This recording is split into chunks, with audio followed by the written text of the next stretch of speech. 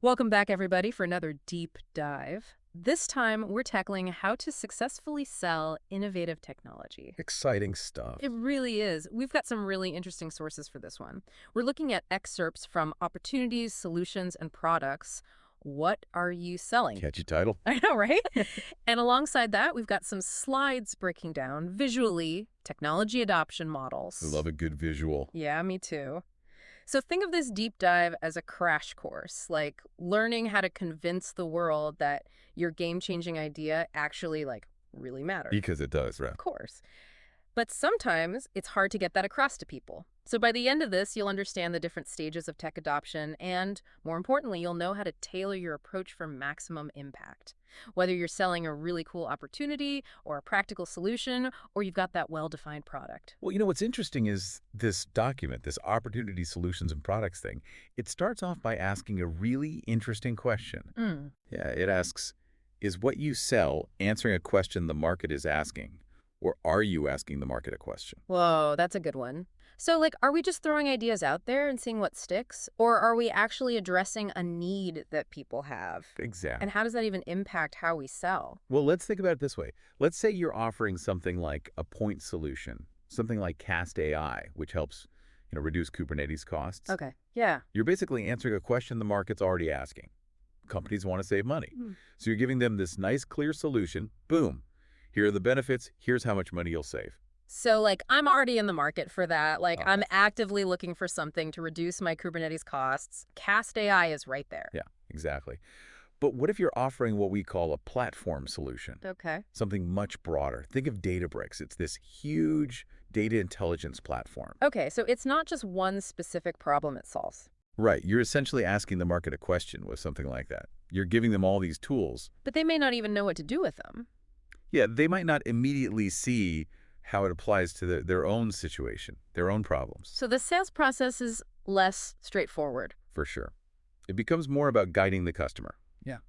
Helping them discover how this platform, how Databricks in this case, can help them solve their own unique problems. So it's less, here's the answer, and more, let's figure out the right question to ask. Exactly. And this brings us to some classic models for understanding how new technologies take root and spread. And this is where those slides come in handy. Oh, perfect. Ever heard of the diffusion of innovation theory?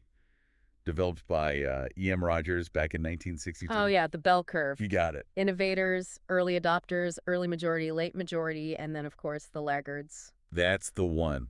It's fascinating, right? How he categorized those groups based on their willingness to jump on new technology. But how do we actually use this? How do those categories translate into actual strategies?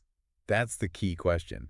You really have to understand those groups because your message, your whole approach is going to be different for each one. Think about the chasm concept from Jeffrey Moore's book, Crossing the Chasm, I vaguely remember that. When was that? 1991. He argued that the biggest hurdle is actually getting past those enthusiastic early adopters and winning over the early majority.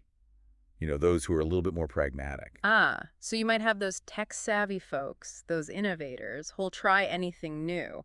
But to really make it big, you need to get the, what did you call them? The early majority. Yeah, the early majority. They need a bit more convincing. They do. They need proof. They want to see results. They want to know it's not too risky. Exactly. It's less about cool factor and more about show me the value. Practicality. Exactly. And this is where something like the Gartner hype cycle comes in. Remember that one? That rings a bell. Remind me. Emerged in 1995. Charts the life cycle of a technology. From the initial hype, to mainstream adoption and then that eventual plateau. So it helps us manage those crazy expectations. It does. Reminds us that even groundbreaking stuff goes through those periods of inflated hopes and then disillusionment before it becomes like a normal part of life. A reality check for anyone in tech, for sure. It's not always smooth sailing. Nope. Now, let's shift gears a bit and see how these models translate into actual advice for selling your tech idea. Yeah, that's good. This document we have, it talks about 3 distinct stages of market demand, each needing a slightly different approach. Okay, so how do we even know what stage our idea falls into? And then, how does that change our sales strategy? Great questions. Let's start with what they call the latent opportunity stage. This is where you get that feeling that, things could be better, but people haven't really grasped the problem yet. Or the solution. Or the solution. Imagine the early days of ride sharing. People weren't happy with taxis. But did they imagine Uber? Not really. The idea of, like, ordering a ride through an app was still pretty out there. Garrow was like, there's got to be a better way, but nobody really knew what that was yet. You nailed it. At this stage, you're selling a vision, a possibility. Think big picture. You got to connect with those risk takers, the innovators, the ones who get excited about new stuff. So you're not selling a product, you're selling like a new way of thinking. You got it. Think, sell the why before the what. Instead of features and specs, you're painting a picture of how this tech can change the world. Exactly. Okay, I like that. But then what? Like, how do we move beyond that initial excitement? Well, as the market starts to understand, like, oh, this is the thing, that's when you enter what they call the latent solution demand stage. Was there's a shift? Yeah, the sentiment becomes more like, okay, we can actually use this to get ahead. Early adopters have started playing around. Exactly. They've shown it has value, and now more practical solutions are popping up. So you're not just selling the big dream anymore. Right. Now it's more about how this tech can solve real problems, deliver concrete benefits. Think, sell the how. Like, here's the path to achieve your goals. Exactly. Okay, so what's the final stage? The effective product demand stage. This is where it all clicks. Yeah. The market understands the value, and they're actively looking for products. So now's when the competition really heats up. Oh, yeah. Now the sentiment's like, we need a product category for common reason. Like, we need a project management tool that does X, Y, and Z. Yep. You're no longer selling the why or the how. You're selling the what. Your specific product. Exactly. You got to convince them that yours is the best option out there. So now it's all about those features, the pricing, the service, all those things that set you apart. Got it. Understanding these three stages is so important because it determines how you position yourself, who you talk to, and what you emphasize in your message. My mind is already blown. It's like I've been trying to sell the what before anyone even understands the why. It happens. That's why these models are so helpful. They give you a framework, a way to approach the market that lines up with where people are in their understanding, where they are in that adoption journey. I'm seeing how this could be huge for anyone trying to bring something new to the world. So we talked about these stages of market demand, but this source material, it takes it a step further. Oh, yeah. Yeah. It's got this analogy, opportunities, solutions, and products. It's like a roadmap, I guess, for how we position our tech idea as it develops. I see. Yeah. Yeah, it's a good way to think about it, like visualize the whole process. Totally. Like at the beginning, you have an opportunity. Okay. It's like a spark, just a little glimpse of something better. I like that. Like, think about the early days of the internet. Okay. Everyone kind of felt like, ooh, something big's coming. Yeah, yeah. But nobody knew, like, what it was going to be, really. Right. Fuzzy, yeah. So at this stage, we're not selling a product, really. Nope, not even a solution. It's more like a feeling, a potential. Exactly. You're selling a vision, what could be. And we're aiming that at those early adopters, the people who just love new stuff. Love it. Yeah. The ones who, get excited about exploring those possibilities. They're the pioneers, right? Yes, forging the path. But how do we get people on board when there's nothing to show them yet? Well, in that opportunity stage, it's all about the story you tell. Thought leadership, building a community around your idea. So it's more about inspiration than hard facts. Exactly. You have to get those early adopters excited. Make them feel the why. So less about the numbers and more about that big picture. You got it. Yeah. Then, as that opportunity starts to take shape, it becomes a solution. Ah, okay. So it starts to get real. A little bit. We figure out what problem we're solving, what benefits we offer. It's more tangible now. We're going from what if to how to. Okay, so early days of cloud computing. Yes. Perfect example. The big vision was there, access to all this computing power, but then solutions like AWS and Azure popped up and people started to see, oh, that's how it works. Exactly. Now you're appealing to a bigger audience. The folks who just want to make things better, improve their business, their lives. Right, right. It's less about the dream and more about, hey, here's how to make it happen. Precisely. Now you're the guide, helping them navigate this new landscape.